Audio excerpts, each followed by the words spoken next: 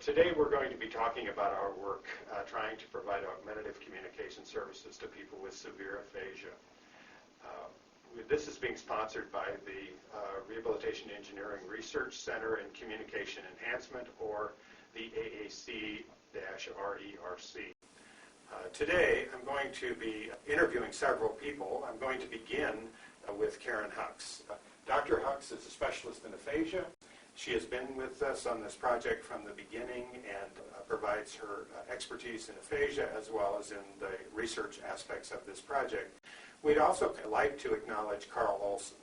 Carl's picture is shown here, and he is a man with aphasia who helped us during the early months and years of this project, and we really appreciate his support.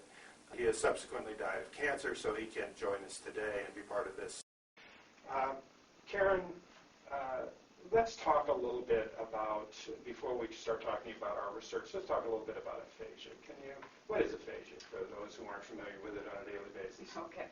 Aphasia is a language formulation and comprehension problem that usually follows strokes. It's usually following damage to the language-dominant hemisphere. And it can be in elderly people, or it can be in younger people, although the bigger percentage of these tend to be elderly right. people. The majority are elderly. Usually it's a hemorrhagic stroke or a bleed in younger populations.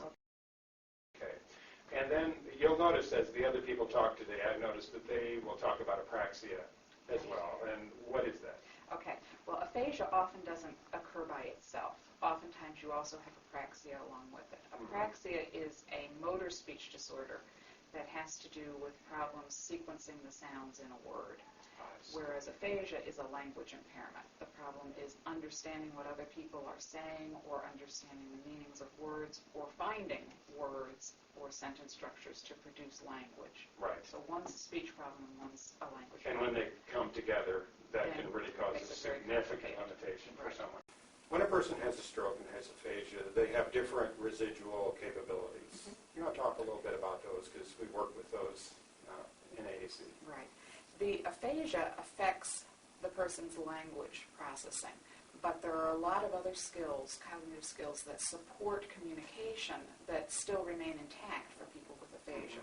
So skills like just general intellectual ability, and attention and memory and visual processing, these skills tend to still remain intact, and we can use those to support the challenge areas that the person has in language. Yeah, really makes these people unique is that they have this life of historical information and knowledge of people and former roles, and that usually is all retained.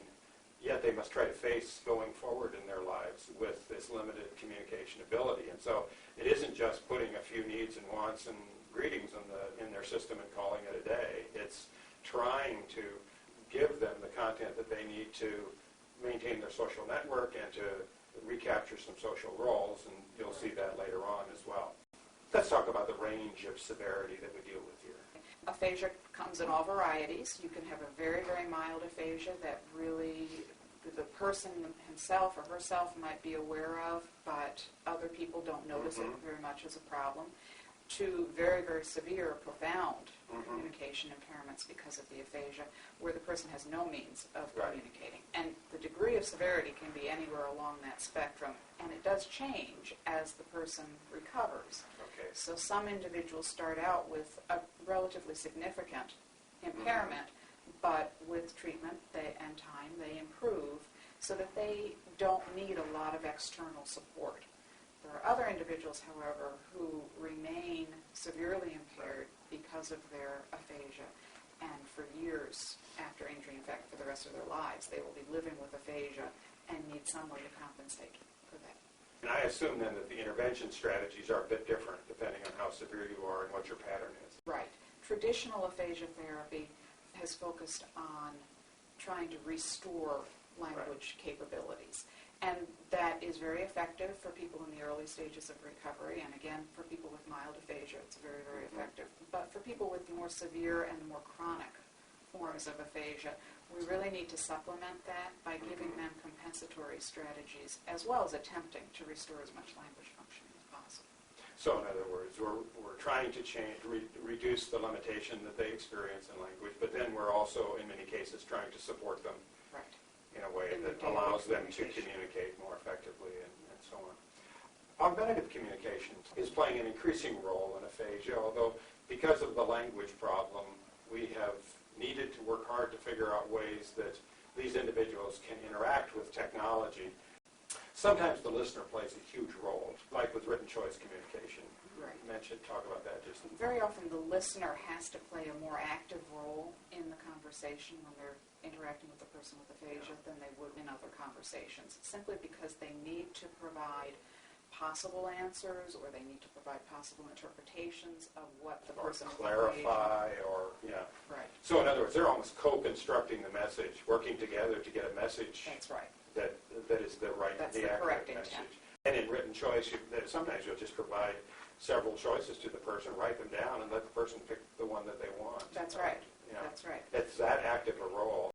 And other times, John Lyons has written about drawing. At other times, we have communication books, and we'll be having a segment on that in this presentation. And then increasingly, there's been a role of high-tech systems. Often those systems are designed to support specific communication activities. I want to just highlight a few of those. Right.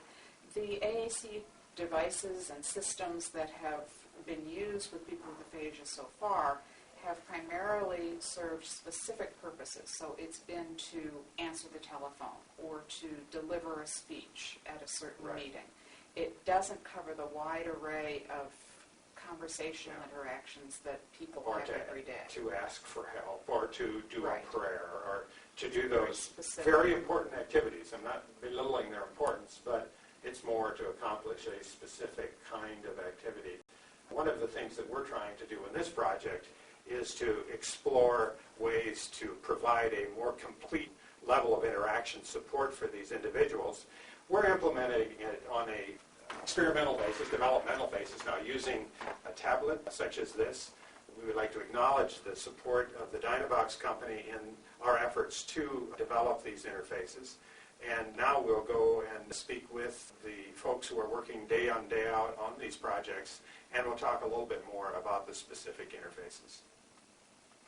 Now we're going to have a segment in which we introduce the visual scene display interface that we've been working on.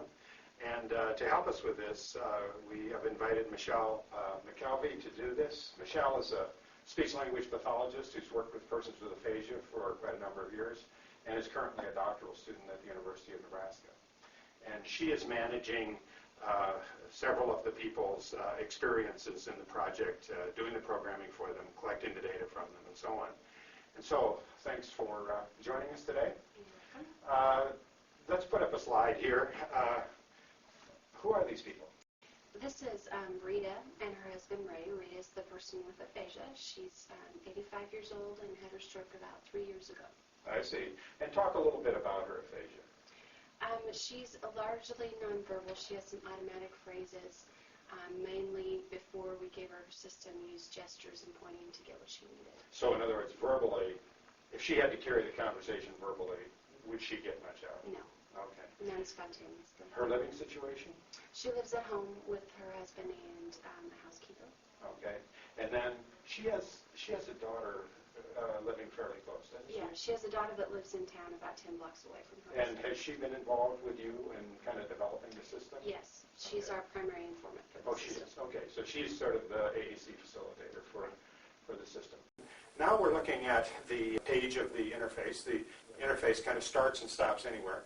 One of Rita's real issues was that she had trouble navigating through a communication book. She was one of these people that really was a linear kind of search person, wasn't she? She would start on a page and go through in a communication book. And so we had to give her some way to navigate, to find the content she wanted, and then once she's there, to represent her messages. Those are the two ideas.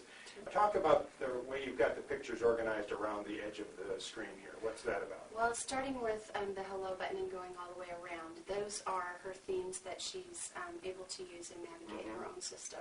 I see. They represent different categories for her and are stable throughout her system. So no matter which page of her system that she's on, those themes are presented to her on each and every page. So in other words, if she decides she wants to go somewhere, she just looks around the navigation information and goes to that place no matter where she is. No matter where she is in her system. And some of the people that we'll talk about a little later on in the presentation will be people who use mega themes, who call them large themes, but she just uses a straightforward theme. And tell me a little bit about this first page. This is her introduction page. This is kind of her way to introduce herself and her husband, if he's with her, and her disability and what her system is used for. Okay, now I see a family picture there, and then I see some print, and then I see these red buttons on the side. The red buttons that have a speak symbol on them, and anything that's colored red on Rita's device will speak. She needed that additional cue to use those buttons. Initially, we had just the symbols, and that wasn't enough to cue her to use those. So we added the color coding, and that's enough of a cue for her to be able to use the speak buttons. All right. Now, you'll see there that the red arrow is pointing to the button that we're going to go to next, which is the hello button. Right. And so tell me a little bit about this hello page. This is her page to kind of get in and get out of a conversation, sort of a small talk page.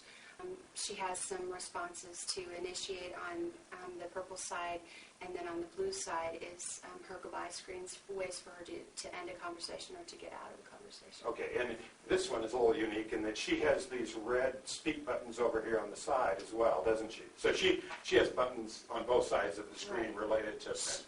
We started her system that way, and she really doesn't have any trouble going from either side. As long as the color coding's there and represents the symbol, then she doesn't have a problem switching from left to right. And then we have that number bar across the bottom, and that's just her rating scale for any kind of content that the listener proposes to her.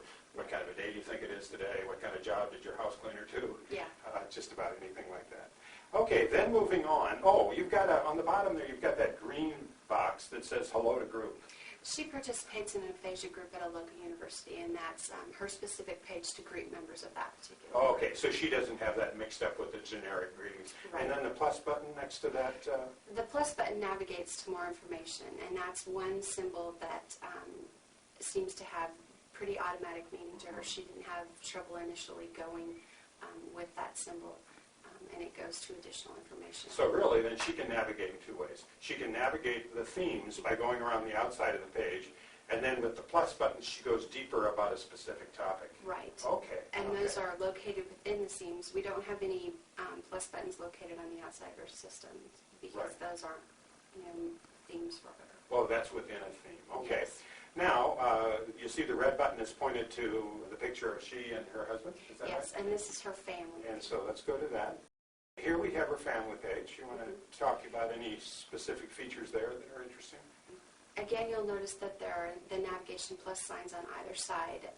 The two pictures that are in the middle are of stories about her husband and then more additional information about her family.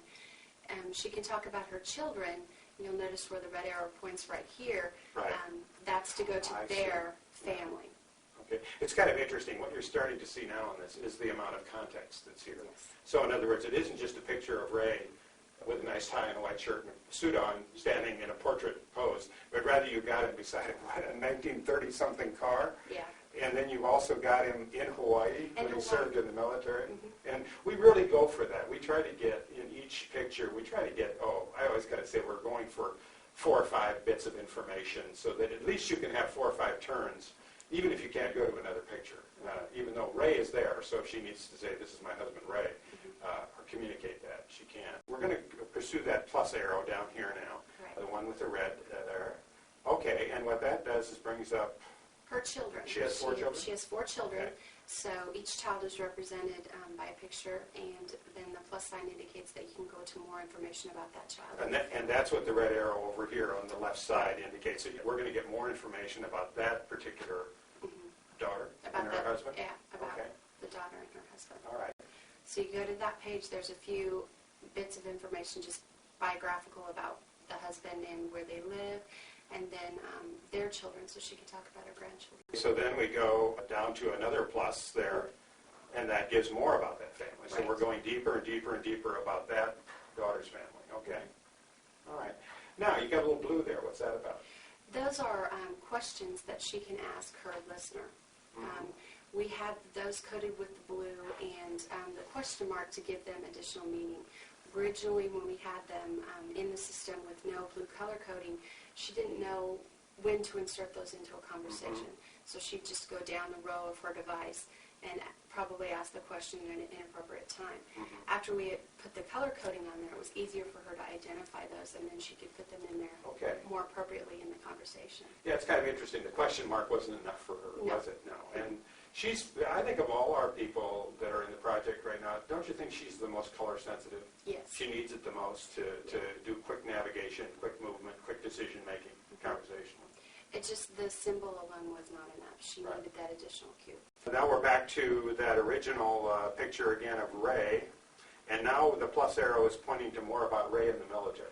Right. They spent the first 2 years of their marriage actually in Hawaii. I see. Interesting. It's interesting. Older people tend to establish a social connection often by a shared experience. So in a project we did here once, there was a lot of talk about the Aleutian Islands because a lot of the people in the National Guard during the Second World War were assigned to the Aleutian Islands. So people would get together, and often in their first conversation they would ask each other whether or not they had been part of the Aleutian Islands group. And what we find is one of the ways to establish connection is this military experience, Second World War, I assume, right? Yes. Yeah. Well, it is a very common shared experience, and that is one of the topics that they often bring up with close family and friends. And here you see more World War II pictures. Right. Okay, more context there. And then the plus arrow takes you deeper. Yes. Oh, so there now we're getting very specific information. Now, she's got print there. Can she read? Yes, she can read single words, but the largest edition of the print, the reason that we did that was because she did not like having just the speak symbol and the red button. She wanted to know what was coming out, or a cue to what was coming out. So the text on the buttons doesn't represent everything that will come out on the speech button, but it's enough information to let her know what the topic is, or to let her know what the button is going to talk about. Okay. Is that just her, or are we seeing that in the project with many of the people No, in Aphasia? a lot of our folks prefer that. We originally just had the speak buttons on there, and most of them indicated that they didn't like that. They didn't like to push something and not know what it was going to say. Yeah. I think the other thing about it is that kind of information really helps the listener, too, because it means that I have some idea. If I'm going to ask her a question, I have some idea of the zone of content that I should be in, and I probably shouldn't be talking about what did you do last weekend, because she may not be prepared to handle that, even though her system is set up so that she can do some of that current stuff. Yet it means that the listener has some guidance, and they aren't out there all by themselves just trying to come up with something to say. Right. Well, and they can also refer to that text, as to a date that's on it or a name that's on it for additional information. Now we've moved on to the phone. Talk a little bit about that one. Rita does answer the phone in her home, so what we've designed this to do is these are responses that she can use to actually when she answers the phone or talks to people on the phone. These are things she can say, hello, fine, how are you? Do you want to talk to Ray? Right. I assume, if she's going to hand the phone off. Just a minute, goodbye. And then I love you parting comment, I suspect, or whenever she wants to use it. But there's a plus here. Let's go to that. Now, what's this about? Well, one of the issues was that when she answered the phone, she couldn't tell if somebody was there. She couldn't tell them who had called. Right. So these buttons are to enable her to say, well, these people called, or this daughter called, and it's represented by a picture. And when we had those two side by side in text form, she was having difficulty switching between the two. I see. So in other words, when you had her telephone talk over, say, on the left-hand side, and then who called on the right-hand side, that was too confusing for her. She needed more context to back that up. And now that we've put it on a Go Deeper Plus page, she handles that. And she's a little more familiar with that format. Right. Here's an interesting segment, and I think it really illustrates what we're trying to do with the project. Why don't you introduce us to it first? This is her Red Hat group. Red Hat Society is a lot of group that a lot of different senior citizens belong to a group such as this. It's more of a social activity, and this was one that she and her daughter started. Okay. So this is this series of pictures tells about her experience in that group, a little bit about what it's about, and then her activities in it. And so let's go to the plus button and go further. What do we have going on here? Before her stroke, she did a lot of crafts, and this kind of gets back to that. She was allowed to tell people about this crafting project that she'd done. I see. And the pins that she'd made for this particular Oh, so she made pins for all the other women in Yeah. the Red Hat group. And so now, through these photos, she can explain that to folks, that that's what she's done. She's Okay. passing them out in the pictures and showing the ladies them. Now, was she part of Red Hat before the stroke? No, this is a new thing. Her daughters wanted to do something for her to have, so that she could have an additional social outlet Right. and sort of give her an opportunity to get back out in amongst her friends. And I think that she also started this after she had the communication device. Yes. Because before that, she would have really struggled to try to communicate to strangers or even people that she knew in that kind of setting. With such a limited verbal vocabulary. Yeah, right. Yeah, we really see that the social network of people with severe aphasia following stroke just gets so narrowed down. And when you can stabilize it and maybe in this case even expand it, I mean, it's a real contribution. And she loves it. I mean, you look at those pictures closely and she gets it. Oh, here's another picture. Lots of activity. Once again, heavy on contact. Now the red arrow is pointing to the UNK. That's the University of Nebraska at Kearney. That's where she's in the aphasia group. Is that right? This particular section is designed for specific group activities Okay. for her to participate in. So depending on what the group activity was, she'd indicate the plus arrow and then go to the screens for that activity. And what do we have on this page here? We're going to do some famous people. This was an activity set up by the students there.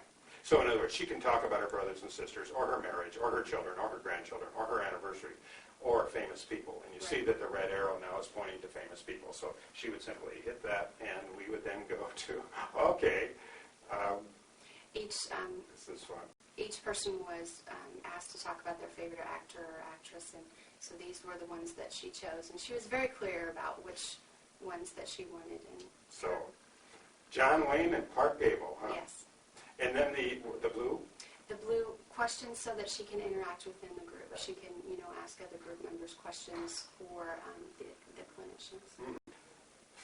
Clue 1, Clue 2, Clue 3, Clue 4. Okay, what's this about? Each person was to have a picture of a famous person. They were to give clues to the other group. So I this was a see. situation where she didn't want the text on her screen because she didn't want anybody looking So at her they would cheat. answers. So they would cheat. Okay. Right. So she gave her clues in order, and the other people guessed at who her famous person was. And then when she wanted to show them, she just turned the screen around so that they could see the So picture. they could see who was Lucy and Desi, is that right here? Okay. I noticed on the screen there, up on top, you see a red border around the dog, I guess. Yeah. Mm-hmm. And then over on the side, you see a red border around some pills. Now, what does that do? What does that mean? Well, at the beginning we talked about anything red on Rita's screen talks. These were immediate needs. She has a dog that's around the house, and she always wanted to know where the dog was. Okay. So instead of putting that in a theme where she had to go deeper to get that, she can just press that and where's the dog. So the dog has his own theme, a Right. one-item theme. Where is one-item the dog thing. now? Where is Okay. And another thing that she was really concerned about was when her medications needed to be refilled. And she I wanted see. that immediately. When her daughter came in, she could tell her right away, I need my pills refilled. So in other words, while I'm thinking about it, I'm going to ask you. And Right. so we accommodated her by not burying it within another theme, like a personal care theme or something. Right. Okay, oh my. We had a red arrow to flowers, and here we go. This is her garden, another thing that was very attached to her. So we took pictures of things that were most important to her, her favorite flowers, her favorite roses, and then got the story for those. Yeah, and you're using digital photography, so they pop right into the computer, and Right. you go from there. And later on, we'll be talking about how to organize content and so on with Amy. Oh my, and she has a very complicated, how do you pronounce that fourth run there? Madavilia. Natabilia, and that's what? It's a very pretty flower. It's a kind of a flower, okay. It's an unusual creeping vine that she has on her house. And I So- suppose that somebody who knows anything about flowers would understand this. Yes. Okay. But it would be something that she could talk to me about, obviously, and she could, and then if we go further, we see the golden shower. Yes, Once again, fairly high-level content in here, isn't there? right. And it leads, into interesting conversations about your house and how long you've lived in the house. So it I supports see. more. Than just a discussion of, that's a golden shower rose. Right. Oh, okay. Right. How long has the golden shower rose been there? I believe that one's been there 30 years. Oh, it has. Oh, I see what you're saying now. Okay. And, oh my, here's more. So, and you can change the pictures in the system according to what's blooming. So we did some later things for her, you know, in fall, flowers that bloom. It almost strikes me like my mother with her picture album. I mean, she has a picture album with pictures in it, and what's current is what you get dosed with when you go and talk to her. And that's kind of what she's doing, only it's all electronic and supports other things as well. Now we're going on to her house. And these are features that, you know, kind of in a needs-based system as far as, you know, did she want to go out to eat? What grocery list do we need to make? But one of the more important things was they do have a cleaning person, and she needed a way to express to this lady what she wanted done that day. Apparently it's different. They didn't have a schedule where the lady did stuff on different days. So she was able to sort of reclaim that role in directing this person who works for her. If I'm not mistaken, while you were working with her, you told me the story that she had some real reservations, as did one of her children, about whether or not going in this direction was really what they wanted to do. And even though she started working with you, it was still kind of, I'm not really sure where this is going, until the day came when she realized that she could tell the cleaning person what to do with this device. And this was kind of her breakthrough moment. We had been, you know, doing all the other family themes and stuff, and it really wasn't until she could use it to direct this person that it was kind of a and to reclaim a role. Right. Yeah, and then all of a sudden she said to herself, she must have said to herself, I see some real future in this. Okay, that's interesting. And what do we have here? This is the picture of her and the cleaning lady, and then she can tell her what she'd like done that day. Oh, what so she wants done that day. So on the previous page she had some room. On other pages she has pictures of rooms. Right. And then on this one she has pictures of activities of various kinds and what she wants stressed and what maybe wasn't done quite as well last time as it could have been. Yeah, and with the going deeper page, she can say, you know, I know you did this yesterday, but I'd like it done again. I mean, she can sort of manipulate that and make her wishes known.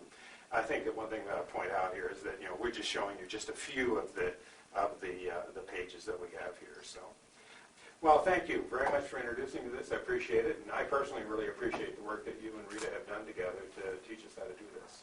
So thank you. Thanks. Now I'd like to introduce you to Amy Dietz. Amy is an experienced clinician, speech pathologist, who's worked with adults with aphasia and motor speech disorders. Also, she is a doctoral student right now at the University of Nebraska. Prior to this, we've been talking about the features of the visual scene display interface, and Amy's going to talk with us a little bit today about how she develops the content for two people. They're somewhat different, and so we'll start out by introducing them, you to each of them. First of all, this is Ron, and why don't you just give us a little bit about Ron? Ron is a very independent person who really works hard to maintain the roles that he had before his stroke. Okay. And then the next one is Pat, and we'll talk about her first more extensively. Talk with us a little. What is that above her head? That's a cow. She's very into collecting cows, and she has ceramic cows in her garden and stuffed animal cows all over the house, and just cows everywhere. So when you see Pat, you see a cow. And one of the big themes in Pat's system are these cows, and that was one of the things that she really wanted in her system. Yes. I think this really illustrates a point of the visual scenes in that we try to be really heavily contextual here so that these individuals, we try when we can to get pictures that show context. Talk to me a little bit about her aphasia, how severe it is. She's got a severe expressive aphasia. Her comprehension's fairly intact. Especially if we talk a little slower and give her some time. But I think that's really been a benefit for the visual scenes because she understands a lot. And she has some apraxia, too, that limits her verbal output. And how much verbal output does she have? Essentially, it's just perseverations. Oh, like so pat, just, pat, pat, pat. That's just stereotypic. Yes. So she really doesn't communicate very much through her natural speech, does she? Tell me a little bit about her social situation, her social network. Let's start with where she was at the beginning of the project. At the beginning of the project, she was typically at home with the family, and that was it. and she does live at home with her adult daughter and her son-in-law and 2 grandchildren. As we've progressed and she's gotten more comfortable with her device and using it, she's actually gone out a few times into a social gathering, like a women's club type thing. Oh, okay. And so she's starting to go out into the community a little more than she was in the past. So this is someone whose social network has really shrunk in response to the aphasia. Yes. And that's not uncommon, is it, that these No. individuals struggle socially, struggle to communicate, and Yes. so their social network just kind of gets smaller and smaller and smaller. Right.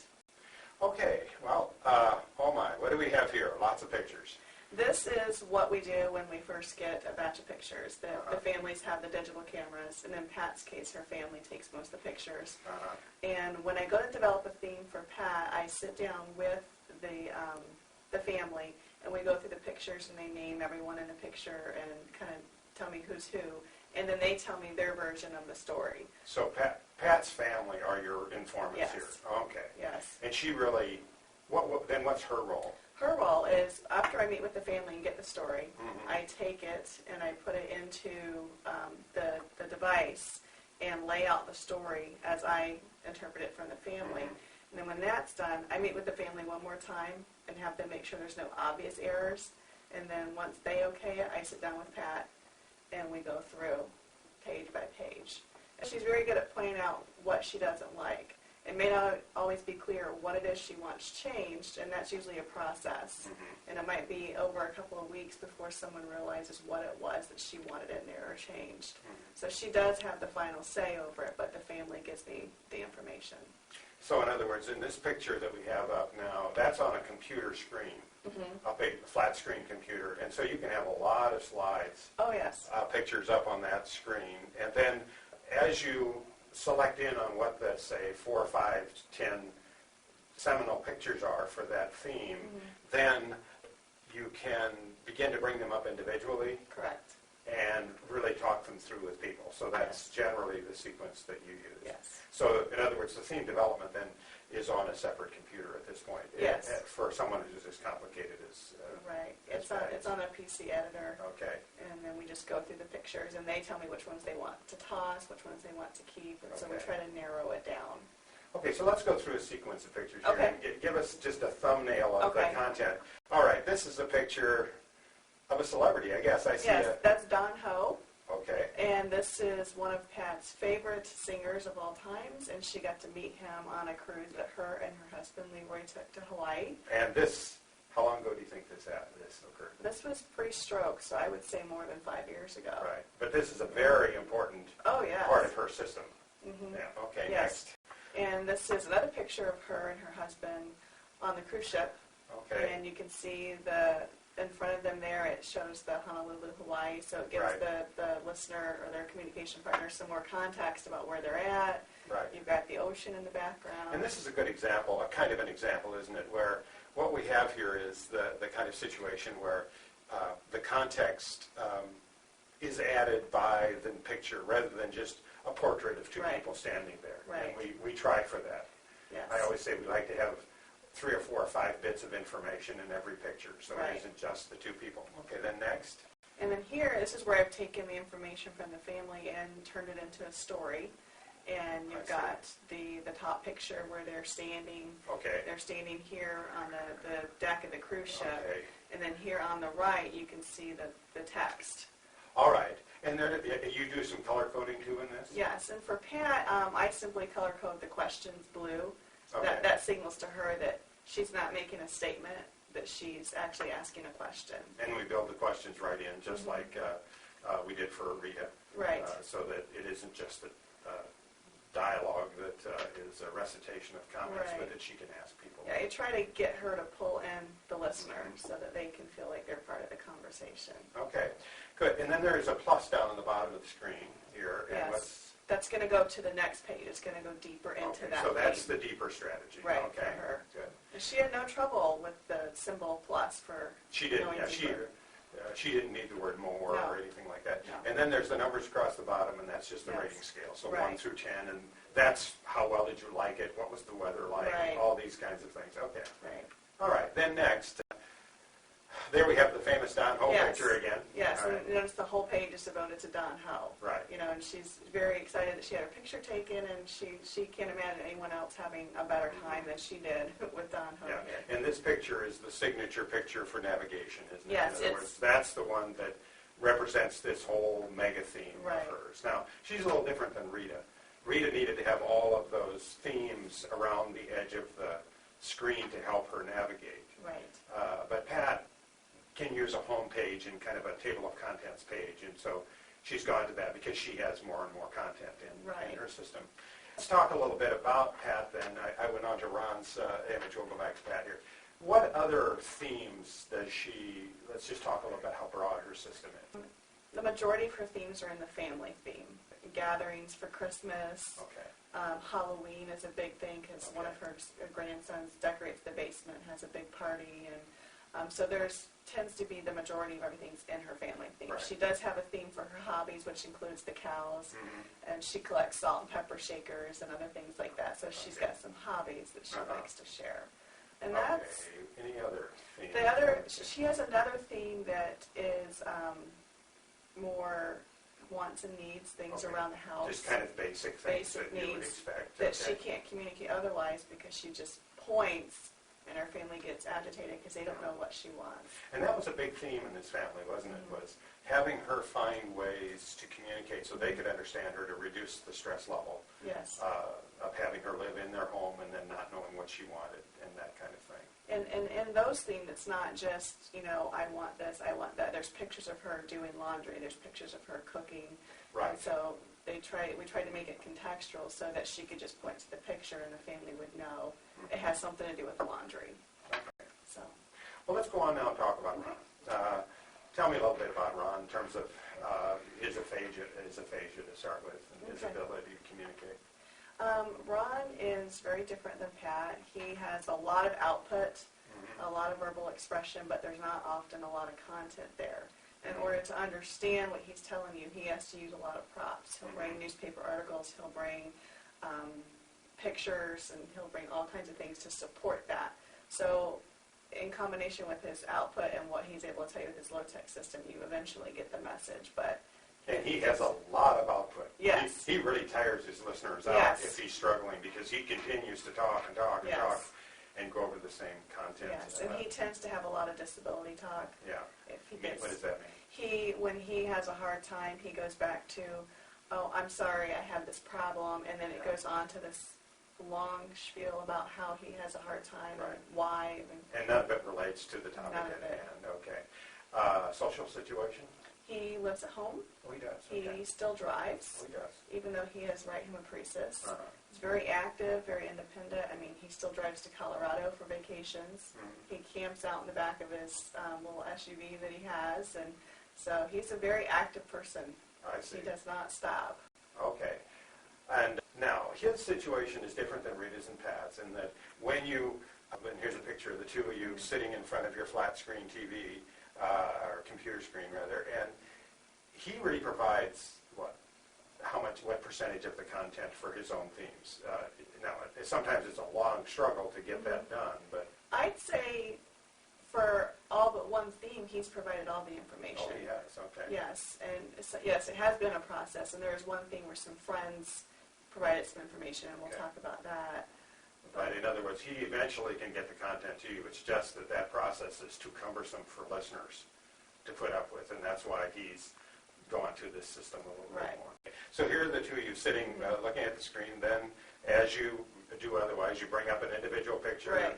First of all, when you've got them all on the screen, you kind of pick out what are the salient pictures to Right. convey a theme. Yes. Then you bring up an individual picture. Yes, and he's actually very particular because he used to be a photographer, Oh, okay. and so he has a very hard time with the digital camera and the quality. So he's very particular about getting rid of the poor quality pictures, and so Okay. that's a first with Ron. Uh-huh. And then we can go on to the story. Okay, so in other words, photographic qualities is the first cut, Yes. and then after that, does it tell Right. the story? Okay, Right. that's interesting. That's Yes. unique, isn't it? And then you begin to build them into a sequence like this that might convey the story. Right. Is that? And Yeah. we're still on a computer screen. At Yeah, this we're point, still on I a take it. computer screen. Okay. And these are actually pictures that his friends had emailed us. Mhm. They had seen Oh, his I device. see. and they got very interested, and they wanted this old canoeing trip from the 1980s. So his friends sent us these pictures, and we downloaded them, and he told us a bit about the story. But when I sat with Ron had brought in a journal and all kinds of other things from that he had made from that trip. Yes, Okay. a typed-up journal. The paper was all yellow, and he helped me fill in some of the gaps and details that the friends didn't. And so he was very excited to see those pictures. Yeah, and we're kind of progressing through some of those pictures as you talk. They're rich in context. Yes. His friends are part of it. And then at this point, you now are getting it set up in the visual scene display interface. So you're providing specific questions to engage in conversation. You're providing specific messages and so on. I was talking about context. They're rich in context because not only does it provide a picture of the friends, but it provides where they were, what they were doing, some notion of how hard they were working. Right. And another thing with Ron and his friends here is that when I make Ron's stories, when he is able to get a sentence or a phrase out, I try to capture that and put it into the tablet because he gets hung up on things. If I put it in my words, he says I wouldn't have said it that way. And so it becomes very... He's just much more precise personality. It's an ownership thing, right, you know. Well, you want it to sound like you, so I try to do that. Well, you know, it's interesting. I see Ron at a coffee shop that I stop by sometimes on the way to work, and I'll see him sitting with his device on the desk, and I'll see him, you know, with a friend or two, you know, the guys having coffee in the afternoon or the morning, and him talking about one of his themes. I remember the Lewis and Clark theme was a huge theme. Why don't you talk just briefly about that one? Well, it was last summer, and he went to, I believe it was in western Nebraska near North Platte, this Lewis and Clark exhibit, and he just had tons of pictures from that, from how the natives used to live with their teepees and how they built the teepees, to how they cooked food, how they hunted food, and it was a very lengthy theme that he brought back probably 150 pictures from. And how many pictures do you think you built into that theme? Probably about 15. Okay. Because I'd see him sitting there with different groups of people talking about the Lewis and Clark exhibit and trying to convince them that they should go see it. Yes. And giving content about it. And I just realized how difficult that interaction would have been for him had he just been sitting there with a cup of coffee and nothing to help him with. Right. Okay, let's review then a little bit about the other themes that he has in there. Okay. One of the predominant themes is his vacations. Right. There's... so he has mega themes. He's organized a little differently than Rita was, and that instead of having just individual themes scattered around the edge of the page, he has mega themes. Right. So he'll have a vacation mega theme, and then he selects that, and then under that he'll have 5-6 vacation scenarios. And then he selects that vacation he wants to talk about, and then he's only in that. To get to another theme, he has to push home or main. And then go back to it. And go back to the main page. And then, so he's got a set of vacation themes. What else does he have? He has another very big theme for him is his friends. Yeah. He has a very large social network of friends that he's known since the 70s. A very close network of friends that have really been there for him. So there's a lot on that. There's also, within the friends theme, there's a neighbors sub-theme. Right. Because he walks around his neighborhood and takes pictures and gets the catches his people in embarrassing situations. In the garden, you know, so he's a very social person. Right. Okay, so he's got that. Then he had a Christmas tree or a holiday theme this or was something? a holiday theme. This was a newer one that we had been working on. I haven't quite figured out where he wants me to put it in his system, but it was a theme about how he had a tree in his yard that was too big. So he had his friend cut it down, and he used it as a Christmas tree. Right. And so, that's probably almost a friend theme. Yeah, right, because then he'll tell the story. Right. And then he'll go over to the content about that friend and tell you all about that friend. Right. I mean, that's kind of his way of moving through the interface. Right. Okay, so he has that. Any other major themes that he has? Other themes that aren't really contextual per se, but things that we've taken from his low-tech.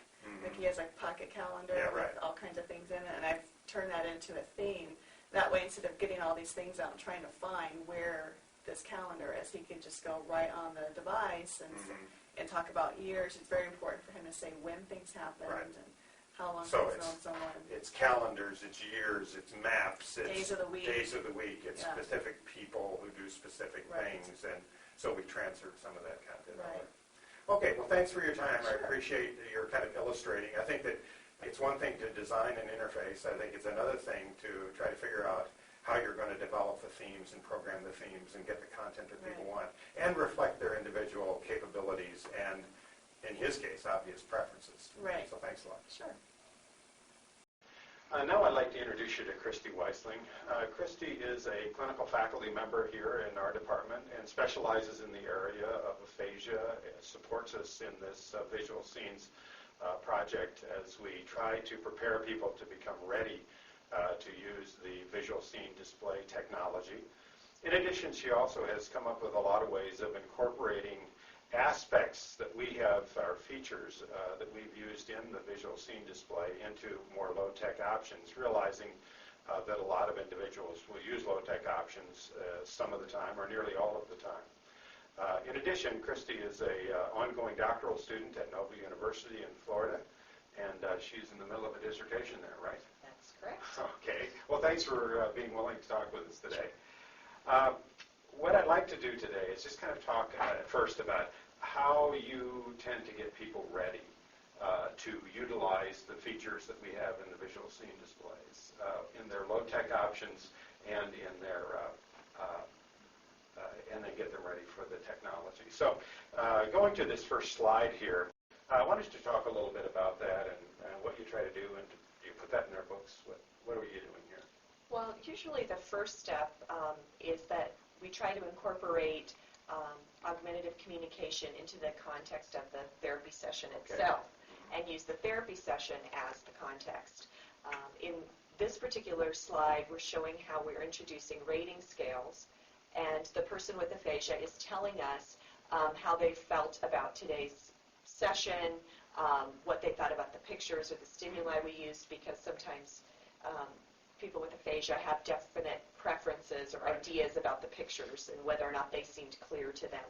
So we introduce early then the idea of a rating scale by actually having them talk about what's happening to them in the here and now.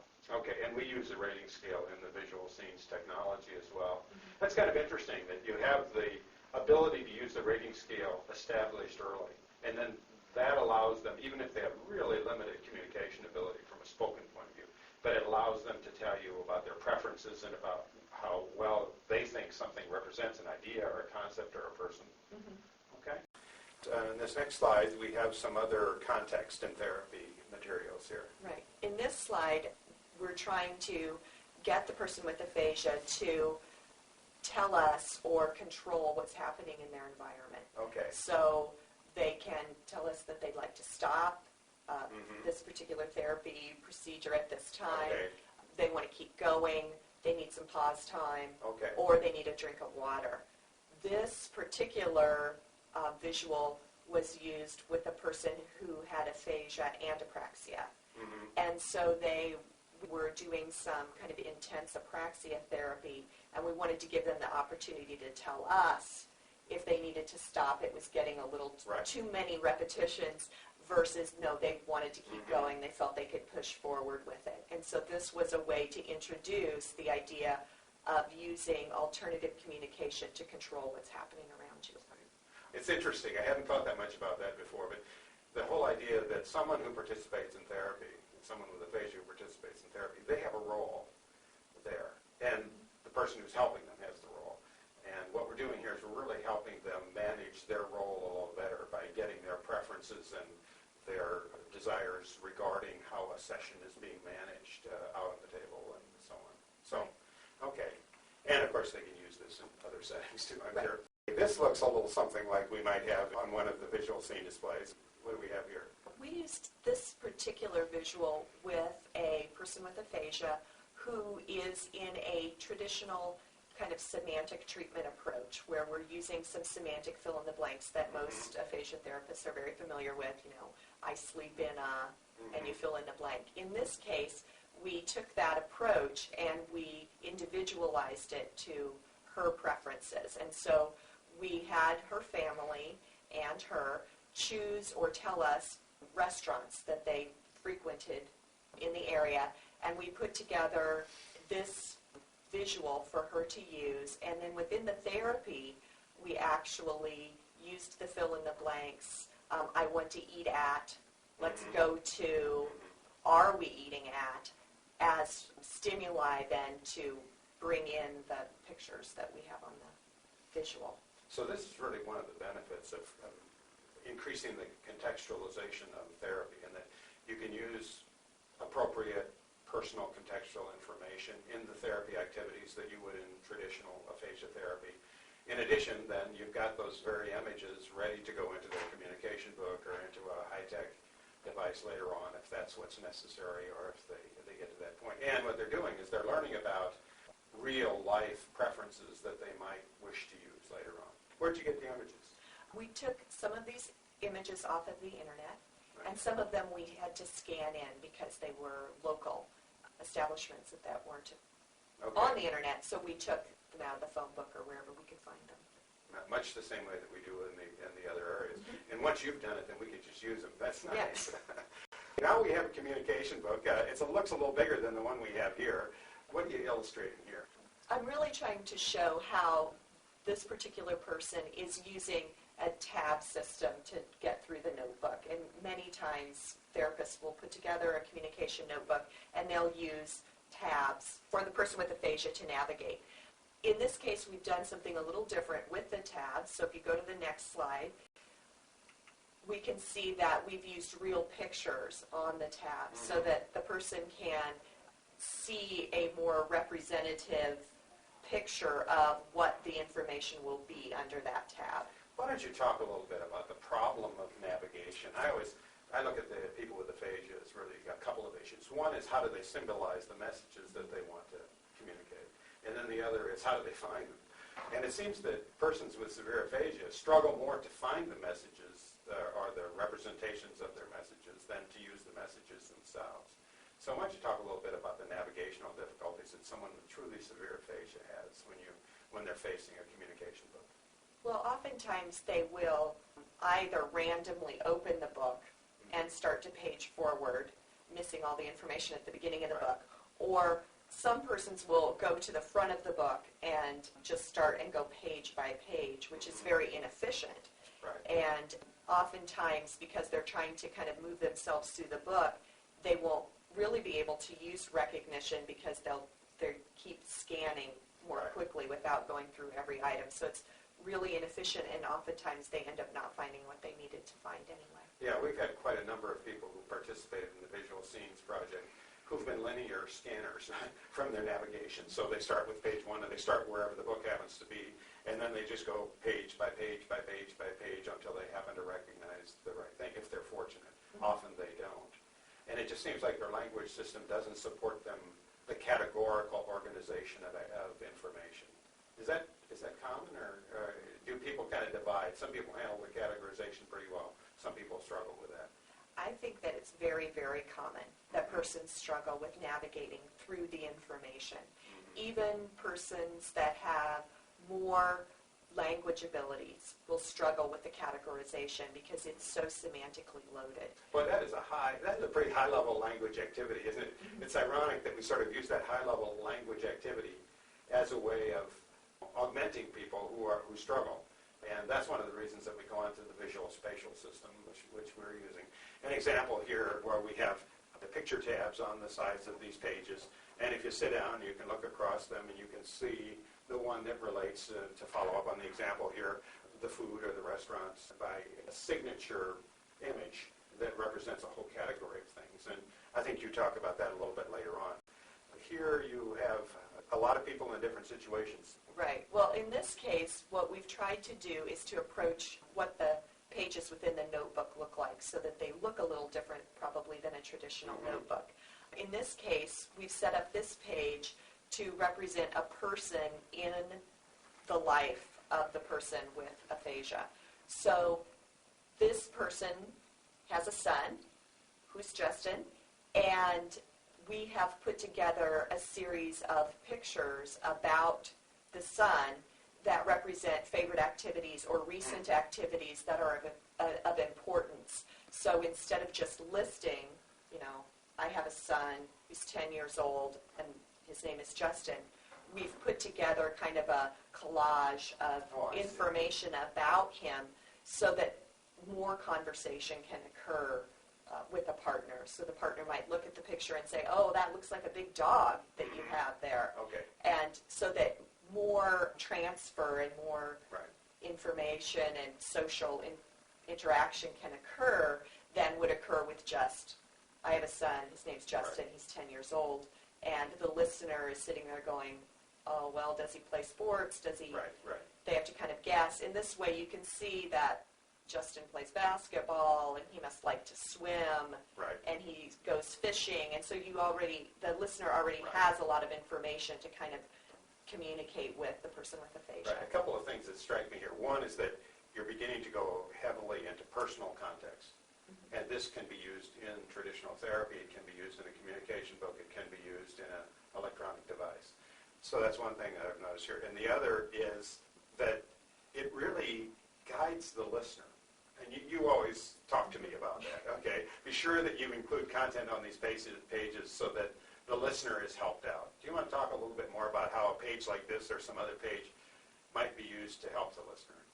Well, one of the things that happens in a traditional communication book setup is that it seems like the clinicians, create a book that's very centered on the person with aphasia and doesn't always take into consideration how would a person who had never seen anything like this before use this to actually communicate. And so we try to put in place very natural kinds of pictures that would get a person, a listener, to look at this information and ask a really natural question.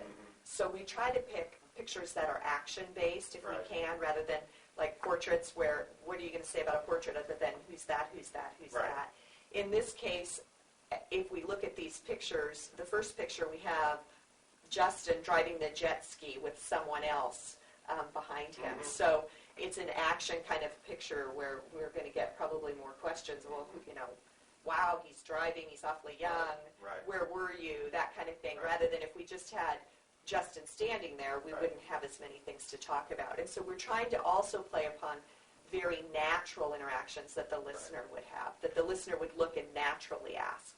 One of the other things that it keeps you as a listener from going off into a territory to which the person with aphasia can't respond. So it keeps them from talking about snowmobiling or soccer or those kinds of things, which they might just inadvertently go into if they don't know what else to talk about. That's when we see a lot of difficulty happening in interactions with aphasia, I think, is when the person who's the listener doesn't know what to do. They know they're carrying an additional burden to this conversation. And so what they do is they just slip something out to see if it works. Did you go to the movie last night? Or did you see, I saw Cinderella Man this weekend. So you get this person into that conversation, and they have no ability to really talk about it. And this kind of keeps you in a topic. Okay, anything else about this that you'd like to talk about before we close out? There's a lot of content there. Well, just expanding on what you were saying, for example, when you brought up soccer, it made me think about the idea that in this case, the listener naturally probably wouldn't launch into that because they're not searching for something to say. They're able to say, oh, he plays basketball. Yeah. And there's a lot more chance that the person with aphasia is going to be able to respond to some of those questions because this is an action shot, so there's a chance to talk about a lot of different things that are going on in the picture. I think the other thing about it is it lets traditional aphasia therapy focus on content that's important to the person rather than content that happens to be in the therapy materials and so on. Right. And it's personalized. It's Yeah. not, Once you've gathered these types of pictures or photographs, they can be used to do very traditional kinds of things, picture descriptions or naming or any of those things that would come very naturally to an aphasia therapist. And instead of pulling out picture cards that are randomly, put together for everyone, this makes it much more personalized and probably increases the chance that you'll generalize something that's going to be functional. I think it's such a different approach than doing traditional aphasia therapy, and then if that isn't going too well, then suddenly saying, okay, now we're going to do augmentative communication. And it's as though they're two different activities. What we're trying to do is come closer and closer to kind of making them an integrated activity. Right. And it's kind of a nice way to think of it is you're developing integrating together a backup system. So if the As person well, yeah. if the person ends up saying it, great. If the person doesn't end up saying it, they have another way to communicate it. And so you've kind of got this idea of, you have their back there. Now, accepting AAC for a person with aphasia or for their family is not often easy. In other words, it's kind of a recognition, the way we're doing it now, that says this person isn't going to be an independent talker again. And I really don't want to give up on that. And I think that what we're trying to say here is that by doing what you've just said, we're not saying they'll never talk again. We can say to them, we'd be delighted if they can say this. They never need to use the book or the device if they can verbally say it. Or can we use the book or the device to get them a ways into it and then let their natural speech take over to the extent that it can? And it removes from a person with aphasia or from their family, I think, that as if it's a dichotomous kind of choice. All right. And then what do we have here? It looks like we got plastic folders with lots of stuff in them. We try to always include in a notebook a way for the person with aphasia to bring in context that we would not have guessed about. I see. And this is a concept that a lot of people know as like a remnant book or remnant notebook. But we try to include that in all of our books so that people can put things in there. A lot of times people with aphasia are walking around with pockets full of things and purses full of things, billfolds. So this is a way to just help them organize themselves and allow them to bring in things that I would have never guessed they wanted to talk about. Okay. And we encourage them to do that and train their families and talk to their families about doing this as well. Okay, good. And then these become part of the therapy activities or become part of the book, the low-tech book, or may in fact develop into a theme for later on in a high-tech application as well. Yeah, if it's something that's going to come and then go, this is probably a good place for it to stay. But if it's something that's used often, we would probably transfer that into a page in the book or some kind of system to handle it so that it's available. It's not pictured here, but one of our people with aphasia, kind of a stack of business cards that they used a lot to communicate who they were talking about. I'm talking about this doctor, or I'm talking about this place, or these people. This person used the business cards to do that. In that case, we decided to use business card holders in the book so that it would just be more organized rather than kind of whipping out all these business cards and laying them all over the table. And I have to say that at first, the person resisted that because they were used to this system of kind of moving it all over the table and then picking it out. But as the person used it more and more, they ended up saying, thank you for doing this. This is much better. It's much easier for me. Yeah, well, it's probably also a navigation issue, isn't it? That when you lay it all out, you can use recognition memory to find the one you want. When you've got it on a number of pages, then you're back to navigation once again. It's kind of interesting, going back to Amy's presentation, when Ron was talking about the Lewis and Clark exhibit, I think that first showed up as sort of a remnant of the ticket he bought to get in, or the program, or a bulletin, or something like that. And then later on, we started getting a lot more content about it. Seems like we could talk for hours about this. And I appreciate the time you spent with us and the participation in the project. And I think the whole idea of building context into all areas of aphasia intervention and aphasia support is such an important idea. And so thanks for taking the time to be with us today. Sure, it was my pleasure.